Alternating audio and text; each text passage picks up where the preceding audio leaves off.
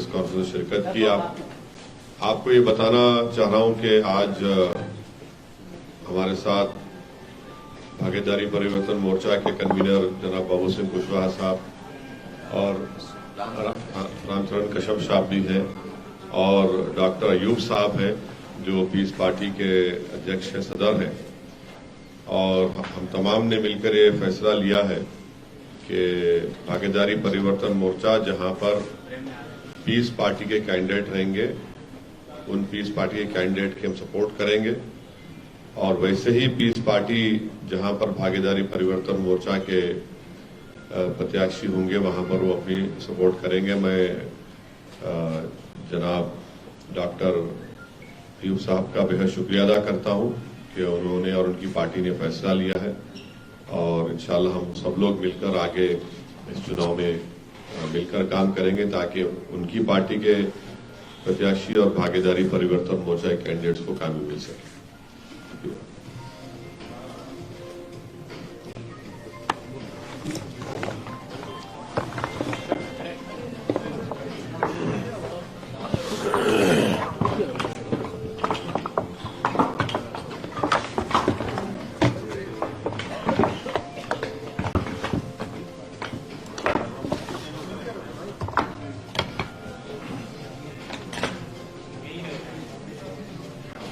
सभी बंधुओं का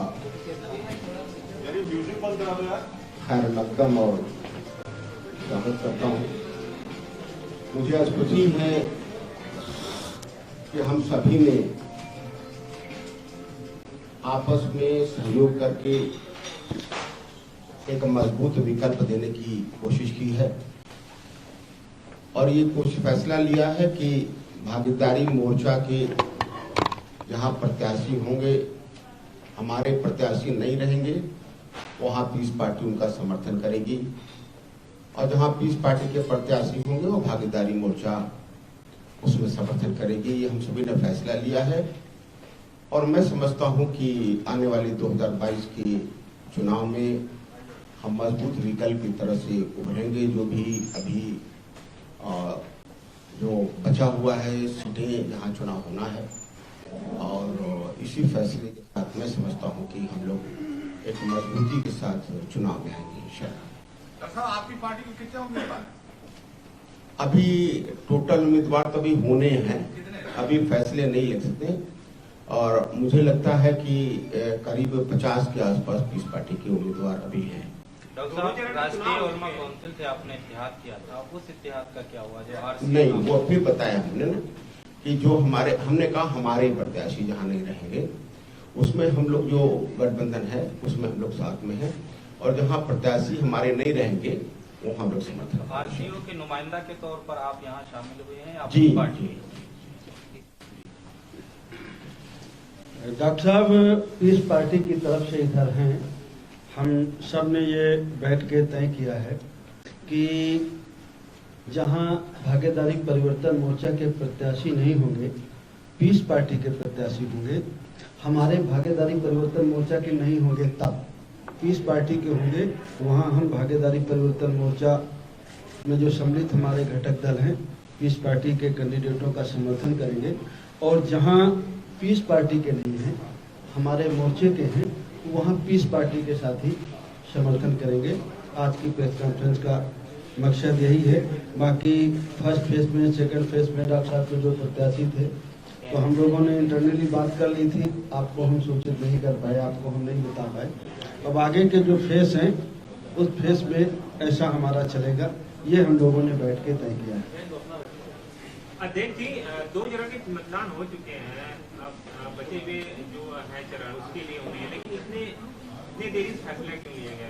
नहीं, देरी से नहीं है। हम लोग बैठ के मैंने आपको जैसे पहले बताया आपकी देख रेख में आपकी उपस्थिति में फर्स्ट और सेकंड चरण के जो मतदान हुए हम लोगों ने ये तय कर लिया था, जबकि हम लोगों ने प्रचार भी किया। एक दिन मैं अयूब साहब आगरा गए, अलीगढ़ गए, बदायूं गए, तो हमारे मोर्चे के भी प्रत्याशी थे, इनके भी प्रत्याशी थे सेकंड फेज वाले में। तो हम लोग पहले आपको हम नहीं समय से सूचित कर पाए, लेकिन हम लोगों ने बैठ के ये तय कर लिया था और हम लोगों ने प्रचार प्रसार शुरू कर दिया। आगे के चरण में सबको जानकारी रहे, आपके माध्यम से हमारे साथियों को जानकारी हो जाए, सभी आम जनता को जानकारी हो जाए, इसलिए आज आपको हमें सूचना देना उचित। कितने उम्मीदवार उतारे हैं मैदान में बताएंगे? जी, आपका जो भागीदारी परिवर्तन मोर्चा है, कितने उम्मीदवार अब तक उतारे आप लोगों ने? हम लोगों ने लगभग अभी 310 के करीब हैं। क्यों कश्यप जी? 310 के करीब हमारे कैंडिडेट हैं। हमारे पर्चे बहुत खारिज हुए हैं, लगभग 20-22 पर्चे हमारे खारिज किए गए। कुछ हमारे और साथी हैं, कुछ जगहों पर हमारे इंडिपेंडेंट हैं जो अच्छे लड़ रहे हैं, उनको हमने समर्थन किया। और बाकी आप वैसे साहब से कुछ जानना चाहें तो मैं देता हूँ उनको। मैं थोड़ी सी तमाम पेचीदगियां चल रही हैं। कहाँ? एमआईएम ने भी कैंडिडेट दिया है, जाप का भी कैंडिडेट कहाँ? है। फाइनल वहां से क्या है? कहाँ पे? मुबारकपुर सीट पर आजमगढ़। नहीं, मुबारकपुर में कोई कंफ्यूजन नहीं है। एक ही कैंडिडेट रहेगा, या जाप का रहेगा जन अधिकार पार्टी का, या एआईएमआई का रहेगा। एक ही कैंडिडेट रहेगा, या राजभर जी रहेंगे या गुड्डू जमाली रहेंगे। तो ये कब तक तय हो जाएगा? ये आज ही तय हो जाएगा। कल सुबह आपको जानकारी हो जाएगा कि गुड्डू जमाली रहेंगे। हो गया ना अभी जल्द हो गया ना, आपको मिल गया ना, गुड्डू जमाली रहेंगे। आपको मिल गया, चलिए एक सवाल सर, अब आपको जवाब मिल गया, गुड्डू जमाली रहेंगे, बाबूजी ने। सर एक पैदा होता है हाँ। जन अधिकार पार्टी से कितने लोग मैदान में उतारे गए? बाबूजी ने कहा अभी आपको कि टोटल 300 तक बताया उन्होंने। हाँ 300। पार्टी के कितने? उसमें एमआईएम के तो 100 हो गए अकेले, 100 से ज्यादा एमआईएम के। ना 100 नहीं हुए हमारे। सर 99 उम्मीदवार आप उतार चुके हैं। हाँ 99 प्रत्याशी आप उतार हाँ ठीक, जन अधिकार 99 100 नहीं हुए, इसलिए कह रहा हूँ। सर दूसरे मरहले के बताएंगे आप कितने हुए? क्या हुआ? सर दूसरे मरहले के इंतखाबात पोलिंग हो चुकी है, ऐसे में आपका बयान आता है कि हिजाब वाली इंशाल्लाह प्राइम मिनिस्टर बनेगी। आपको नहीं लगता कि एक खास कम्युनिटी को मुत्तहिद कर रहा है इस तरीके की बयान? और प्राइम मिनिस्टर जाहिर है कि उत्तर पूरे इंडिया में आपकी बात सही है। आप मैं तारीफ करता हूँ आपके सवाल की। हम ही मुत्तहिद किए थे 2019 में, हम ही मुत्तहिद किए 2017 में, हम ही मुत्तहिद किए 2014 में। हर जगह हम ही मुत्तहिद किए, दूसरा कोई नहीं करता। ओवैसी साहब, चरणजीत सिंह चन्नी सिंह यूपी के लोगों के लिए बहुत अपमानजनक तरीके से मैं उनका स्टेटमेंट सुना हूं। एक प्रदेश के मुख्यमंत्री को दूसरे प्रदेश के लोगों के बारे में इतना डिरोगेटरी तरीके से बात करना बिल्कुल गलत है। वो एक संवैधानिक पोस्ट पर है, उनको जेब नहीं देता, और जिस ओहदे पर है उसका इकबाल रखना चाहिए। तो उन्होंने जिस तरह से ये बात कही है, मैं उसको नहीं मानता, मैं उसको कंडेम करता हूं, और बिल्कुल गलत कहा उन्होंने। असद साहब, आज महबूबा मुफ्ती साहिबा भी बोली हैं हिजाब के मुद्दे पे। उन्होंने कहा कि बीजेपी इस पर नहीं रुकेगी, मुस्लिम्स के जितने सिंबल्स हैं उन पर एक के बाद एक अटैक किया जाएगा। तो महबूबा मुफ्ती से पूछिए, मुझसे क्यों पूछ रहे हैं? नहीं, आपकी राय जानना चाह रहे हैं। नहीं, उनसे पूछिए ना। वो बीजेपी के साथ ही थी। वो बीजेपी को लेकर आई कश्मीर में। बीजेपी का आदमी उनका डिप्टी सीएम था, और बीजेपी उनके साथ ये कहा कि 370 को हम नहीं करेंगे, तो सब साथ मिलके थे। वो खुद बताएंगे, वो बेहतर जानती है बीजेपी को मुझसे ज्यादा। ओवैसी साहब, इस भागीदारी परिवर्तन मोर्चा में वामन मेहराम साथ भी होते थे, वो नहीं है, क्या वजह रही कि आपका गठबंधन उनसे टूट गया, वो मोर्चे में अब नहीं? हाँ, नहीं हमारे साथ हो, अफसोस की बात है, मगर ज्यादा डिटेल वही आपको जब मिलेंगे बता पाएंगे इंशाल्लाह।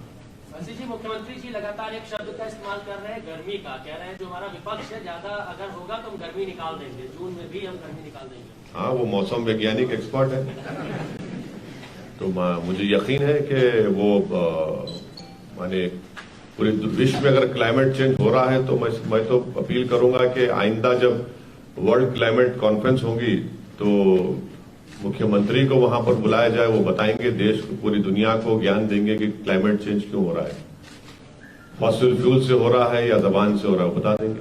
सर, एक सवाल ये है कि अभी योगी जी ने बयान दिया है कि सर आप वोट अपने जनताओं को सिर्फ वोट सोच समझ के करें, कहीं ये बंगाल और कश्मीर न बन जाए, उस पर क्या कहें? ये अजीब मुख्यमंत्री, उसको अपने प्रदेश से मोहब्बत नहीं है, बंगाल कश्मीर की बात करते हैं। तो उनको अपने प्रदेश से मोहब्बत होनी चाहिए ना। उनको दिमाग में ये क्यों आता है हमको नहीं मालूम। सर, उत्तराखंड के वजीर आला ने ये बयान दिया था कि अगर हुकूमत रिपीट होती है तो कॉमन सिविल कोड का निफाज किया जाएगा। अरे उनके इलेक्शन मैनिफेस्टो को हम पढ़ा, उसमें जिक्र ही नहीं है। लेकिन उन्होंने देखिए, पार्टी का इलेक्शन मैनिफेस्टो जिक्र नहीं है और आखिरी दिन उन्होंने बात कही है, बिल्कुल आखिरी दिन उन्होंने कही है। तो वो अब बोखलाहट में बोल जाते हैं, जमीन खिसक रही है ना। पहले चरण में मतदान प्रतिशत देखा गया कम है, दूसरे चरण में देखा गया क्या कोई ये क्या जनता का गुस्सा है जो इतना कम हो रहा है, या कुछ लोग बता रहे हैं कि पॉजिटिव वेव में कि ये लोगों का उत्साह है कि जो लोग वोट बढ़ चढ़ के दे रहे हैं, वोट प्रतिशत बहुत कम आ रहा है। 2017 के चुनाव पहला चरण और दूसरा चरण नहीं तो वोट परसेंट तो ठीक ही पड़ा है। पहले फेज में मुझे लगता है 3-4% कम हुआ और सेकंड फेज में भी कम हुआ। तो ये तो नाराजगी है कि उत्साह है? देखिए, ये तो मैं मानूंगा ये हम पॉलिटिकल पार्टियों की भी कुछ कमी है और जो इलेक्शन कमीशन है उसकी भी कमी है कि जो हमें प्रचार प्रसार करना चाहिए, जो लोगों को हमें जागरूक करना चाहिए, वो हम नहीं कर सके। और कुछ उदासीनता भी लोगों की हो सकती है पॉलिटिकल सिस्टम से, क्योंकि जो गवर्नमेंट थी, खास करके जिस एरिया में चुनाव हो रहे थे, किसानों का बड़े पैमाने पर विरोध था, गवर्नमेंट के खिलाफ थे, तो वो भी एक रीजन हो सकता है। पहले दोनों फेज के बाद समाजवादी पार्टी कॉन्फिडेंस में है, उनका कहना है कि मुस्लिम का जितना भी वोट है 100% उनके खाते में गया समाजवादी पार्टी। अच्छा, दूसरे समाज का नहीं गया? दूसरे समाज का नहीं गया? नहीं तो ये नहीं क्या ये एक ही समाज वोट डालता है क्या? अतिरिक्त में बता रहे हैं, अतिरिक्त। अच्छा, दूसरे का नहीं मिला उनको, फिर तो ख्वाब चूर हो जाएंगे। ओके सर, बहुत बहुत शुक्रिया। Thank you sir. Thank you. हाँ, ले लीजिए, फोटो लीजिए, बिल्कुल।